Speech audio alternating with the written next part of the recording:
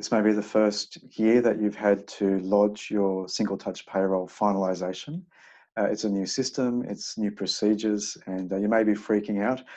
So I've created this video, 7 steps on what you need to do to get your church payroll finalised and lodged with the ATO. My name is Ed Johnson from Church Finance Central. Today I'm going to be using the Xero demo file. If you're using a different software, I'll go ahead and share my screen here. If you're using a different software, follow the same 7 steps anyway. You'll just be slightly different in your software. Now this is different from your normal Single Touch Payroll filing. This is your annual finalisation. The process is a bit more involved, and let's walk through that. So step number 1, we just want to make sure that all the pay runs are completed for the year. So in Xero, you just check your payroll history in payroll pay employees here. Now on this screen, you'll see a list of all the pay runs that have been done.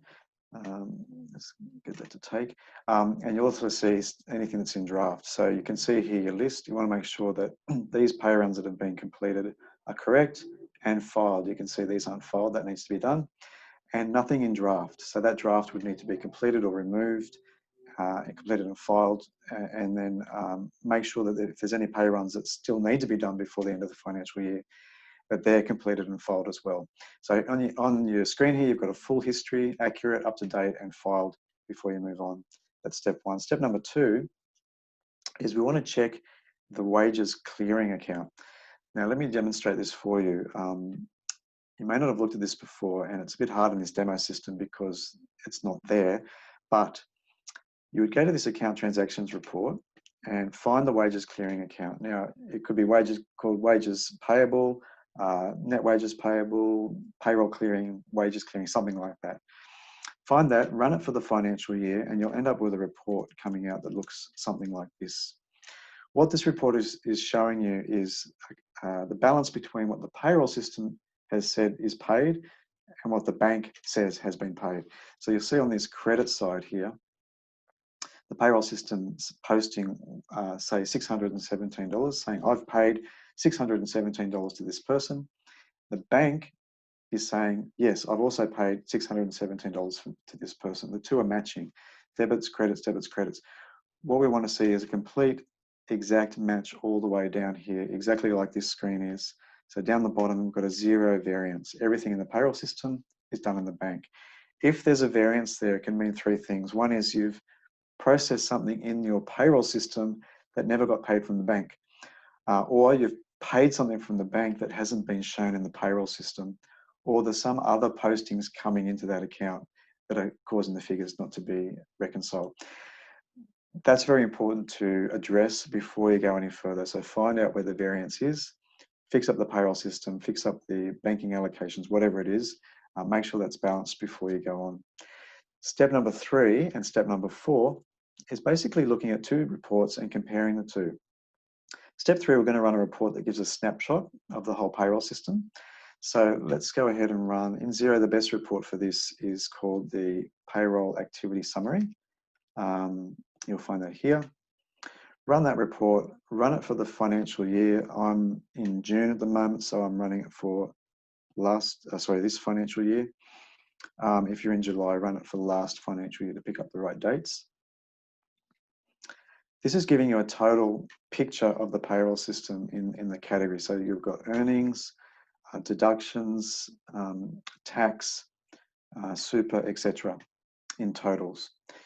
Then what we want to do is run a report of the general ledger and compare what the general ledger payroll categories are saying to what the payroll system's saying. So again, let's run this report. Let's go to reports and leave that other one open, by the way. Don't close that one. Run your general ledger report here. And again, pick up the same period. So we're going to go from 1 July 2019 to 30 June 2020. Update that. Again, this is a snapshot report showing you everything that's been posted to each general ledger account, debits and credits for the whole period. Now, I can tell you now that this doesn't match in the demo system. So it's a good example to show you when you run yours, hopefully you'll just see a direct correspondence between the figures in your general ledger and the figures in your payroll system, and you can move on. If not, it might take a little bit more investigation to find out why there's a variance and where it's coming from. But basically, most of your general ledger postings for payroll are going to go to wages and salaries, or you might have ministry stipends, MEA, all those kind of accounts. If you post everything to one account, it's a little bit simpler. If you've split up in your accounts a whole bunch of payroll allocations like admin and ministry and so forth, you may need to add them together to match to the figure on the payroll report.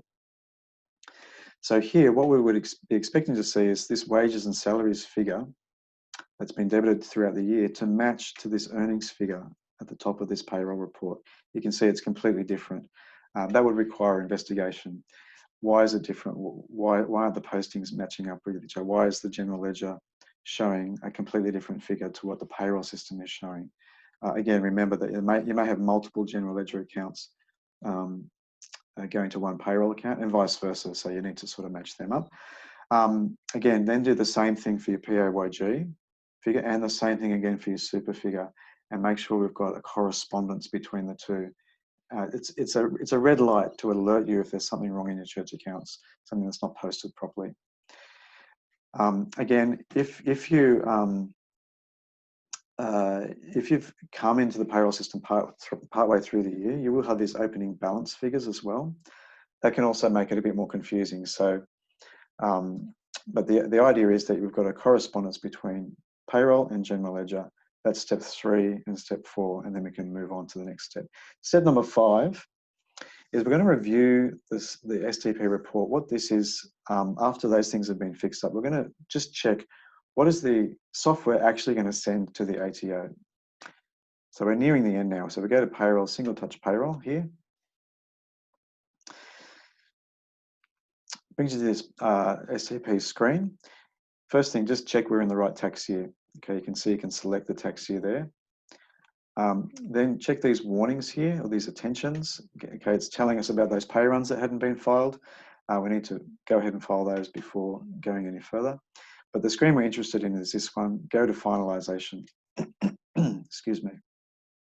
Now, before you click this finalise and submit button, first thing, select all the employees and just export the report. So I'm just going to pop that on my desktop.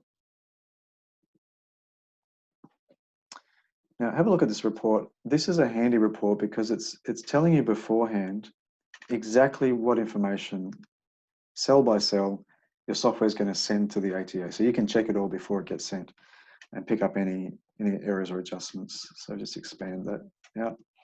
So cast your eye over this report. You see there's a whole bunch of data in there.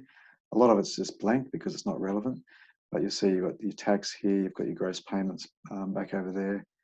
And you just cast your eye over it, see if anything jumps out or it all looks correct and balanced, and it's the information you're happy to send to the ATO for your final lodgement. That's step number 5. Step number 6 is really just a final consolidation and double check of everything. So by looking at your wages payable, your pay runs, comparing those two reports, checking the final report, you may have picked up something that needs to be fixed. So you go ahead, fix that, change that, update it.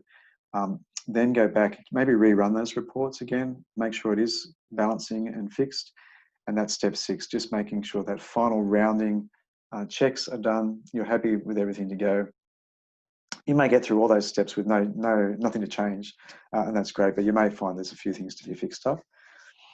When you're happy, step 7 is the easy part compared to what you've just done, and that's just finalizing. So if you've got your connection with STP through your software, you click here, finalize and submit to ATO, and then you're done. You'll see the status of pending, and then eventually that will change to filed or give you some sort of error to follow up. So if you've gotten that far, well done, congratulations. You've filed your first Single Touch Payroll end of year finalization. If you need some help, sing out, reach out. We're here to help, and have a great day.